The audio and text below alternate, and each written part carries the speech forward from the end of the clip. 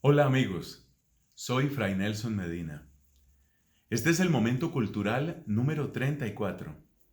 Hemos iniciado en nuestro programa pasado una pequeña serie sobre el libertador Simón Bolívar, aproximándonos sobre todo a sus propias palabras, a sus propios textos. Quisiéramos acercarnos, cuanto es posible, a su propio lenguaje y a su voz. Efectivamente, cuando una persona tiene tanta influencia en la historia, hay muchos que lo reclaman como suyo y por eso distintas posturas, conservadores, por una parte, em, otros dirían demócratas, otros dirían aconfesionales, otros católicos, cada uno quiere como un pedazo de Bolívar. Nosotros no tenemos la capacidad de aclarar todos los malos entendidos, y tampoco se trata de eso.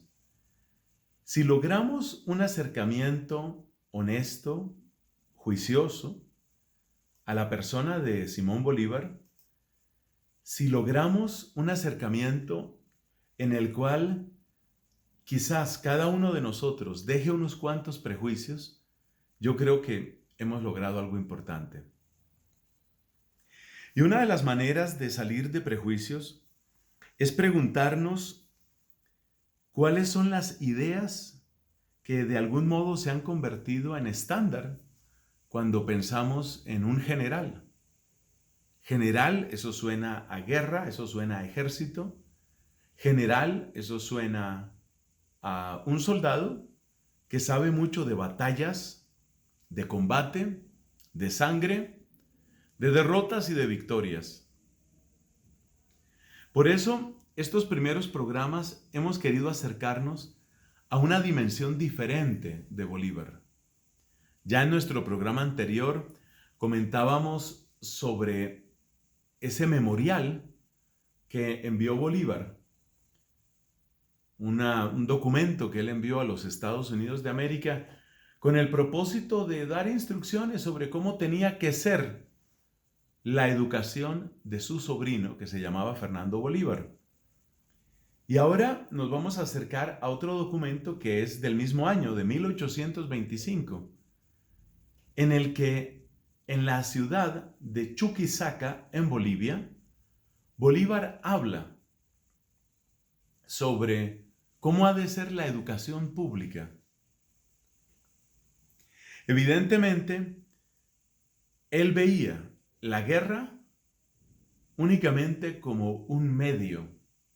No era su ambiente principal, no era la atmósfera que prefería, pero la consideraba absolutamente indispensable para conseguir lo que venía después. Y lo que venía después, según él, era la constitución de un inmenso país o una alianza de países. A ese inmenso país él lo llamaba la Gran Colombia, y de esa alianza pues ya tendremos ocasión de hablar cuando mencionemos los acontecimientos del Congreso de Panamá. Por favor, guardar esta fecha, 1826. Así pues, Bolívar no se ve a sí mismo simplemente como un guerrero, sino que ve a la guerra únicamente en servicio de una libertad, y esa libertad, dentro de la lógica de él, es la que debe permitir que surja en la humanidad algo nuevo. Las palabras impresionantes de ese juramento que él realizó a sus 22 años de edad en el Monte Sacro, allá cerca de Roma, esas palabras hablan de una especie de bien para la humanidad. Es como un sueño, una obsesión. Algo así como decir, lo que la humanidad nunca ha logrado, se puede lograr en ese nuevo lugar que se llama América.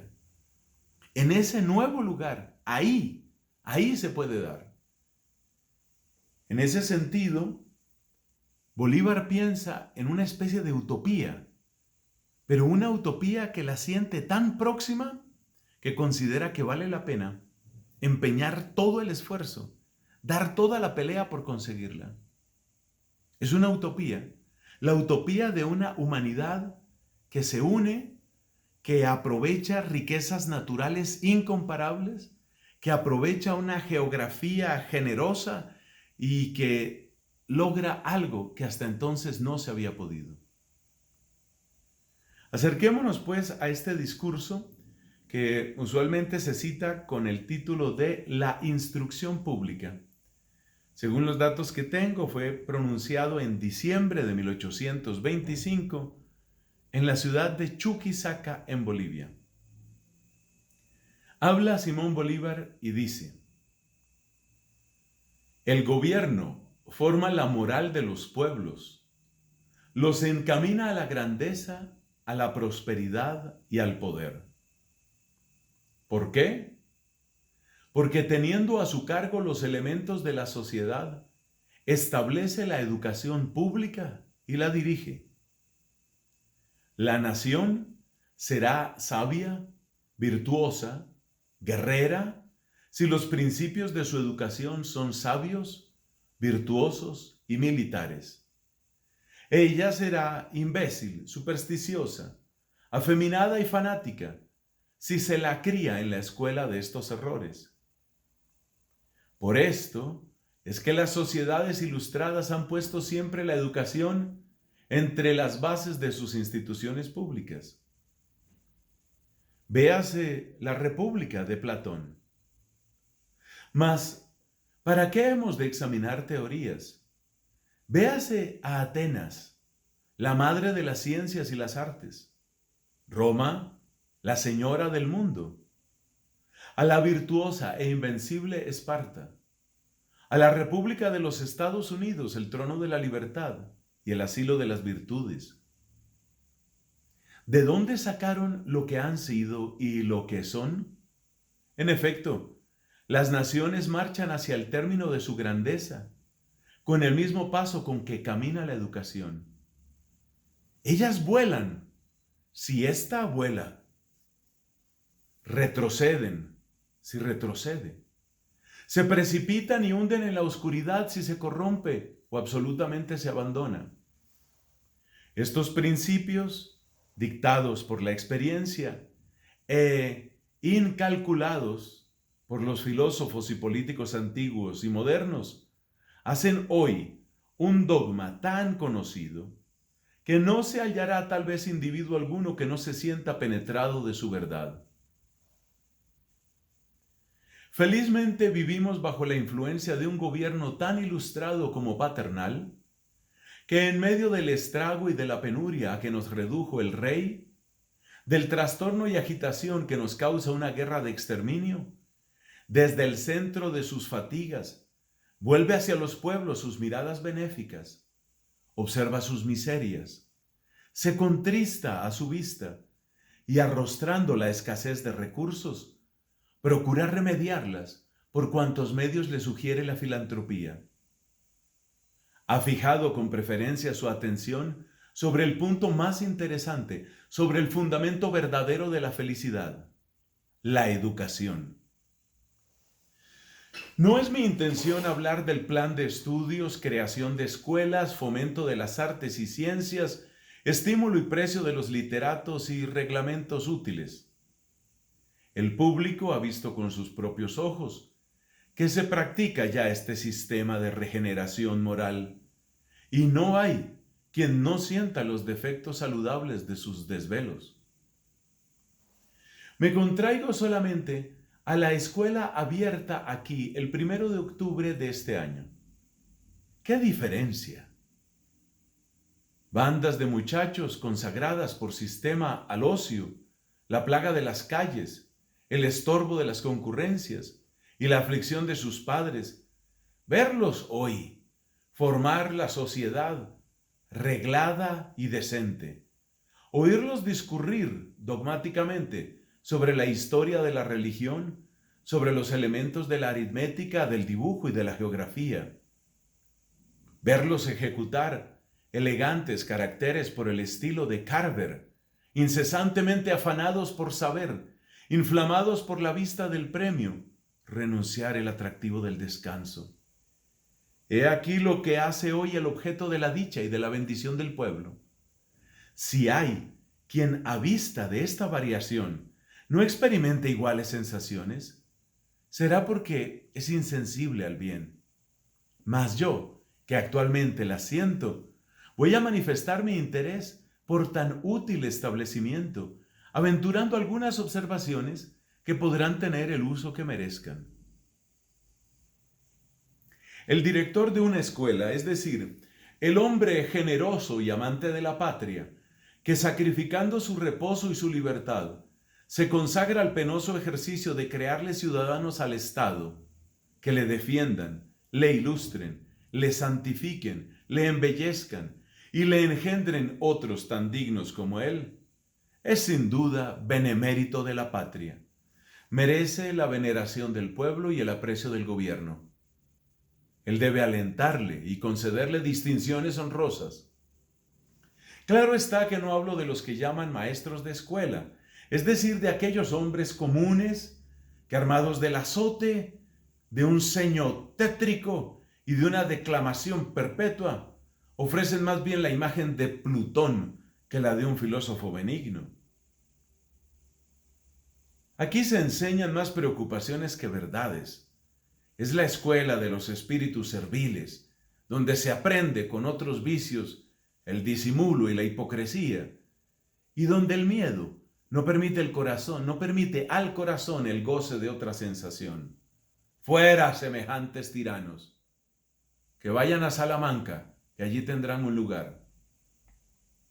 El gobierno debe proceder como hasta aquí, elegir entre la multitud no un sabio, pero sí un hombre distinguido por su educación, por la pureza de sus costumbres, por la naturalidad de sus modales, jovial, accesible, dócil, franco, en fin, en quien se encuentre mucho que imitar y poco que corregir.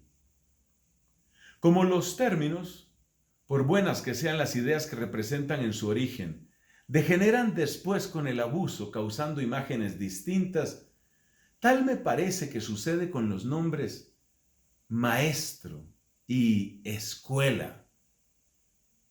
Bajo el pie bárbaro en que estos establecimientos se han visto en el gobierno español, estas palabras producen sensaciones muy desagradables. Decirle a un niño, vamos a la escuela, o a ver al maestro, era lo mismo que decirle, vamos al presidio o al enemigo. Llevarle y hacerle vil esclavo del miedo y del tedio era todo uno. Creo, pues, que estas denominaciones deben sustituirse por otras a quienes no se tengan aversiones. Habrá quien diga que los nombres no influyen, pero la experiencia prueba que obran directamente sobre nuestros juicios. ¿Cuántas querellas, disputas y guerras solo por un término? Dentro de un siglo, ¿con qué pavor oirán nuestros descendientes pronunciar el nombre español? Que el maestro, pues, se llame de otro modo, verbigracia, director. Y la escuela, sociedad. Formar el espíritu y el corazón de la juventud, he aquí la ciencia del director. Este es su fin. Cuando su prudencia y habilidad llegaron a grabar en el alma de los niños los principios cardinales de la virtud y del honor, cuando consiguió de tal modo disponer su corazón por medio de ejemplos y demostraciones sencillas que se inflamen más a la vista de una divisa que los honra que con la oferta de una onza de oro, cuando los inquiete más la consideración de no acertar a merecer el premio, o con el sufrimiento de un sonrojo, que la privación de los juguetes y diversiones a que son aficionados, entonces es que ha puesto el fundamento sólido de la sociedad, ha clavado el aguijón que, inspirando una noble audacia a los niños, se sienten con fuerza para arrostrar el halago de la ociosidad, para consagrarse al trabajo. La juventud va a hacer progresos inauditos en las artes y ciencias. Afortunadamente, nuestra sociedad se halla hoy en este caso. Los niños se desvelan estudiando, No hallan sino lo que han aprendido. Es día de desconsuelo el día en que la escuela está cerrada. Los premios y castigos morales deben ser el estímulo de racionales tiernos, el rigor y el azote para las bestias. Este sistema nuestro produce la elevación del espíritu, nobleza y dignidad en los sentimientos, decencia en las acciones. Constituye en grande manera a formar la moral del hombre, creando en su interior este tesoro inestimable, por lo cual es justo, generoso, humano, dócil, moderado, en una palabra, hombre de bien. Así como el director, el discípulo debe tener ciertas cualidades al tiempo de entrar en la sociedad, es decir, la escuela a la que Bolívar quiere llamar sociedad. Tales son: disposición física y moral para ser enseñados, 2 vestidos por lo menos, un corbatín, sombrero y libro. La enseñanza no es más, digámoslo así, que la disciplina de un cuerpo de tropas, con la diferencia que a los soldados se les disciplina físicamente y a los niños física y moralmente. Mas así como a los Simón Bolívar, primero se les instruye desde que se levantan hasta que se acuestan, dando a todos sus movimientos y trabajos regularidad, tiempo, orden y duración, para que resulte un todo bello. Así, al niño debe instruírsele siguiéndole en todas las horas del día. La primera máxima que ha de inculcarse a los niños es la del aseo. Si se examina bien la trascendencia que tiene en la soledad la observancia de este principio, se convencerá de su importancia. No hay vista más agradable que la de una persona que lleva las dentaduras, las manos, el rostro y el vestido limpios. Si a esta cualidad se juntan unos modales finos y naturales, he aquí los precursores que, marchando delante de nosotros, nos preparan una acogida favorable en el ánimo de las gentes. Será, pues, la primera diligencia del director hacer todos los días una revista para examinar todo lo que haya de advertir y corregir sobre este particular. Un premio o distinto establecido para condecorar esta virtud será un estímulo suficiente para practicarla con emulación. Al mismo tiempo, se acompañará la instrucción práctica de la etiqueta o de las ceremonias y cumplimientos debidos a las gentes según su clase. No es esta materia frívola. Su interés es tal que de su inobservancia se originan disgustos, enemistades y duelos.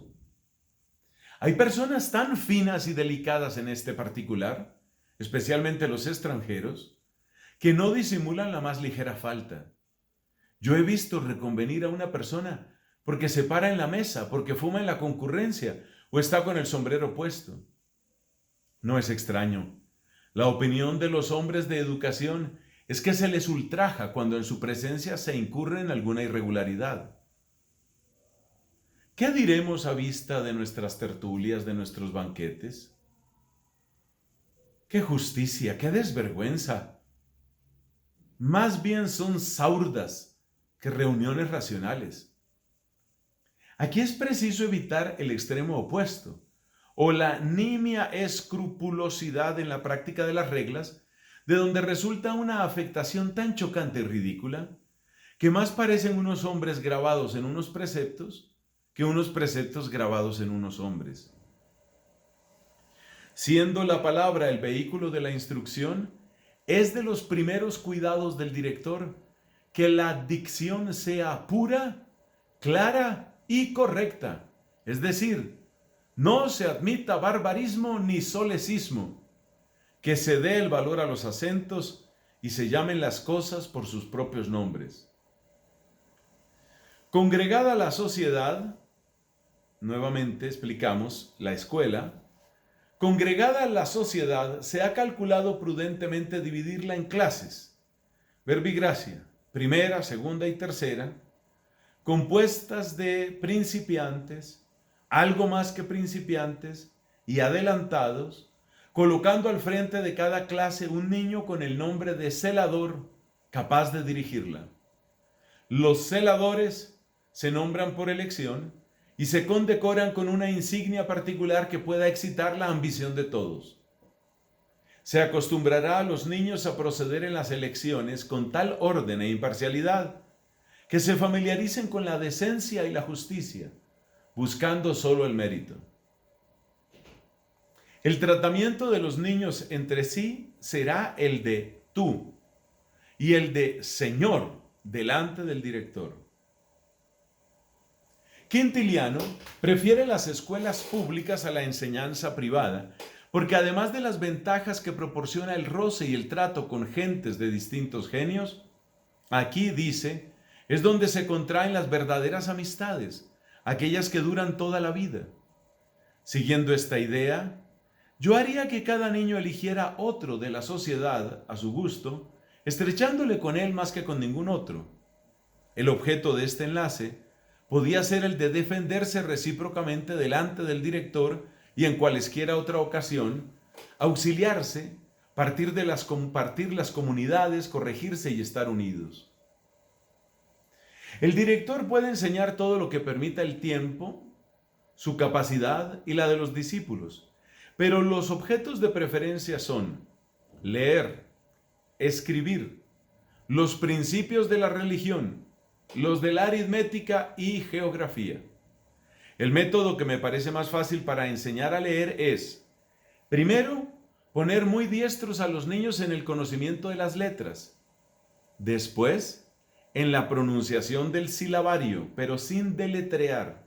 Y de aquí, pasar a leer en cualesquiera libro. En esta operación se comprende la instrucción en los rudimentos de la gramática castellana. Para aprender a escribir, creo preferible a todos el sistema de Carver, por su sencillez, facilidad y belleza. En este ejercicio se comprende la enseñanza de la ortografía castellana y se aprende a leerlo manuscrito. Para aprender los principios de la historia sagrada y de la religión, el catecismo de Fleury y el padre Astene o Astete pueden usarse con suceso. Para aritmética, el cuaderno por donde se está enseñando. Para la geografía universal y para la particular del país, un extracto completo que al efecto se formará. Las elecciones que sobre cada una de estas materias se den tendrán hora determinada, mucha claridad, tanta extensión cuanto lo permita la capacidad media de los discípulos, examen particular y general a ciertos periodos de tiempo y finalmente premios. Un hombre de genio que conozca el corazón humano y que le dirija con arte. Un sistema sencillo y un método claro y natural son los medios eficaces por donde la sociedad puede hacer en pocos días extraordinarios y brillantes progresos. Sin estos requisitos, en vano se amontonarán preceptos y trabajos. Todo será embarazo y confusión. Los juegos y recreaciones son tan necesarios a los niños como el alimento. Su estado físico y moral así lo requiere. Pero estos desahogos se han de encaminar a un fin útil y honesto. La discreción del director así los determinará y presidirá si es posible. Como útiles y honestos son conocidos la pelota, la raqueta, el bolo, la cometa, el globo aerostático, las damas y el ajedrez. La adquisición de los premios, los actos extraordinarios de aplicación, de honor y de cualquier otro sentimiento noble, no los borrará el olvido, antes bien se recomendarán a la memoria con aprecio. A este fin, se llevará un registro donde se consignen los hechos más notables, el nombre de su autor y el día en que se ejecutó.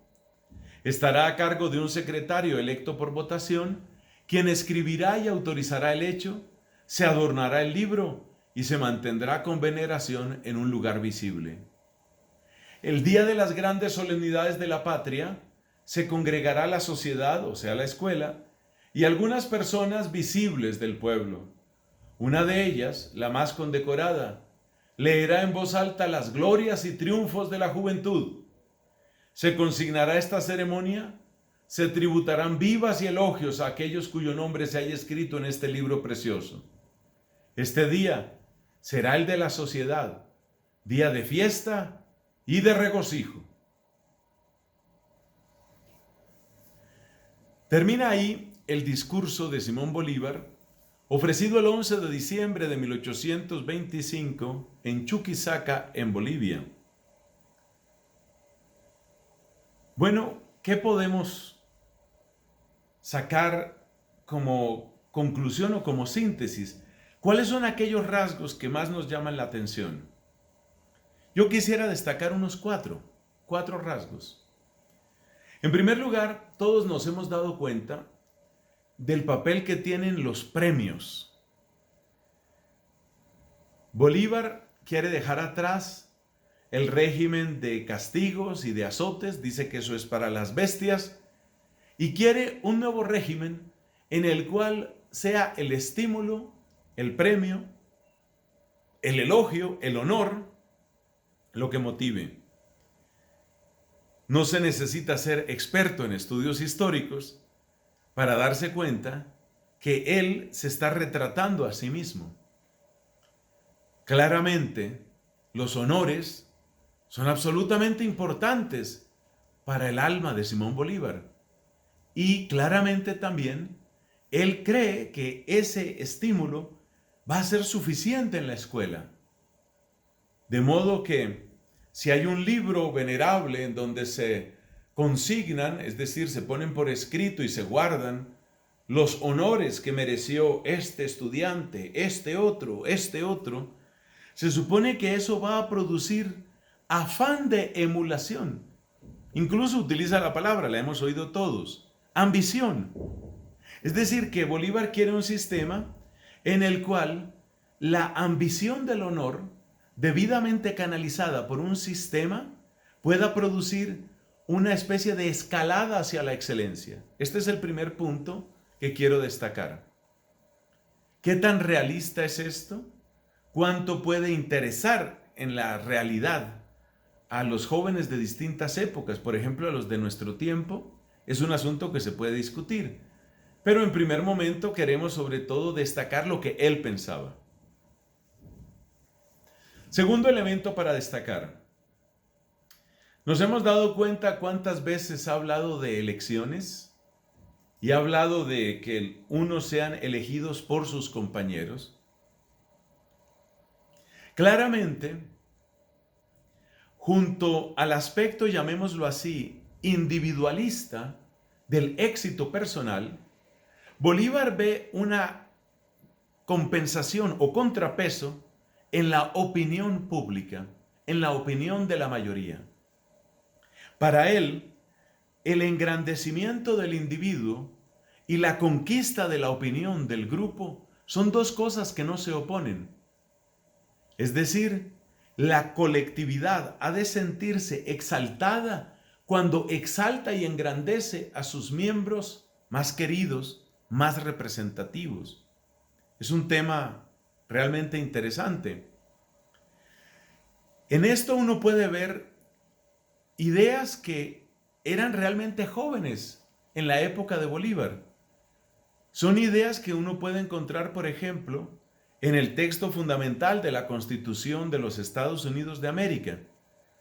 Muchos han dicho, no soy yo el primero ni mucho menos, que el balance entre individuo y colectividad, tal como lo presenta el sistema norteamericano, pues ha dado muy buenos frutos a lo largo de los siglos, en general, hablando en general. Y Bolívar toma algunas de estas ideas, sabiéndose que él conocía muy bien el sistema norteamericano. Él quiere que esas ideas que dan el balance entre el individuo y el grupo, entre la sociedad y el líder, estén desde el principio en la formación de los niños. Entonces, primer elemento que hemos destacado, la importancia de los premios y una especie de canonización de la ambición. Segundo aspecto que hemos destacado, la importancia de las elecciones, la importancia de la participación, la educación práctica, podríamos llamarla, en la democracia. Tercer punto que queremos destacar. Démonos cuenta que se trata de un sistema educativo que a su modo quiere ser integral. Así, por ejemplo, él habla, es necesario el cuerpo, o sea, formar el cuerpo, pero también formar el alma. Por eso habla de la importancia de enseñar la religión y de inculcar valores y de buscar hombres de bien y de dar premio al que lo merece. Este modo de pensar, esta integralidad aparece también en otros aspectos. Por ejemplo, se quiere literatura, pero también se quiere matemáticas. Se quiere ciencias exactas, pero también se quiere historia. Es decir, a su modo, Bolívar trata de ofrecer una propuesta integral, algo que realmente no deje por fuera ningún elemento fundamental del crecimiento del individuo. Es el tercer aspecto que quisiera destacar. Y el cuarto aspecto que quiero nombrar aquí es que, aunque él, en su lenguaje, pretende oponerse a todo lo español y ve en lo español una especie de desastre, mal recuerdo. ¿Te diste cuenta, como dijo, de aquí a un siglo, cómo hablará la gente de lo español? Pero él mismo se está expresando en lengua española. Y es muy interesante ver cómo, al hablar de una formación humanística, una formación histórica, por ejemplo, él no quiere gente desconectada de los grandes tesoros de la humanidad. O sea, aunque su lenguaje de guerrero lo hace próximo al desprecio de todo lo que ha venido de España, su lenguaje de educador o de maestro de educación o de inspirador o legislador de la educación inmediatamente lo conecta con lo que a veces se llama el viejo mundo. O sea que Bolívar, por una parte, quiere toda la novedad de esta Hispanoamérica, pero por otra parte, quiere que esta Hispanoamérica se alimente de los grandes contenidos y de todo el recorrido del viejo mundo. Es algo así como que nuestra mente sea sabia con el conocimiento de los antiguos y nuestras fuerzas sean jóvenes y renovadas como el continente en el que hemos podido vivir y en el que estamos viviendo. Es decir, hay una mezcla de lo tradicional y de lo novedoso, de una tradición y de una creatividad. Y ese es el otro elemento que quería destacar. Bueno, interesante, creo yo, acercarnos a estas ideas de un hombre que tuvo una utopía, que la vio próxima, que trabajó por ella y que entendió que el primer modo de trabajar por esa utopía era con las bayonetas y con los cañones y con la guerra, pero que pronto tenían que silenciarse esas armas y tenían que dar paso a las armas de la educación para que se hiciera próxima esa sociedad, esa nueva sociedad con la que él mismo soñaba. Gracias a todos por su presencia y hasta la próxima, si Dios lo permite.